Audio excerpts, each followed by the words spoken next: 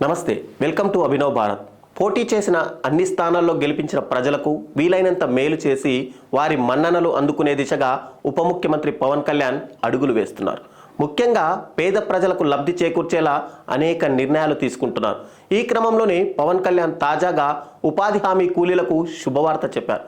కేంద్రానికి ఉపాధి హామీ కూలీల కోసం పంపిన ప్రతిపాదనలకు ఆమోదం లభించిందని 2024-25 ఆర్థిక సంవత్సరానికి గాను లేబర్ బడ్జెట్ను 21.50 కోట్లకు పెంచడానికి కేంద్రం అంగీకరించిందని ఆయన తెలిపారు. లేబర్ బడ్జెట్లో పని దినాలను పెంచి తద్వారా ఉపాధి హామీ కూలీలకు పని కల్పించేందుకు కేంద్ర గ్రామీణాభివృద్ధి శాఖ అంగీకరించిందని ఉప ముఖ్యమంత్రి, పంచాయతీరాజ్ గ్రామీణాభివృద్ధి శాఖ మంత్రి పవన్ కళ్యాణ్ తెలిపారు. పెరిగిన పని దినాల వల్ల ఉపాధి హామీ పథకంలో పనిచేసే 54 లక్షల కుటుంబాలకు లబ్ధి చేకూరనుందని చెప్పారు.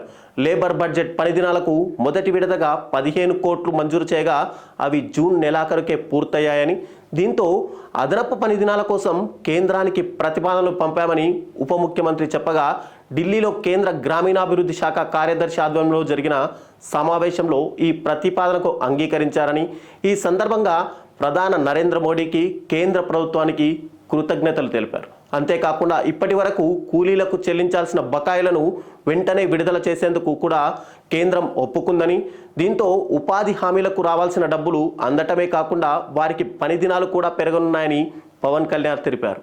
నాయకులారా, మీ పనితనం మీ అధినాయకులకు తెలియజేయాలనుకుంటున్నారు. ప్రజలారా, మీ సమస్యలను మీ నాయకులకు తెలియజేయాలనుకుంటున్నారు. ప్రజా సమస్యల పరిష్కార వేదిక మీ అభినవ్ భారత్.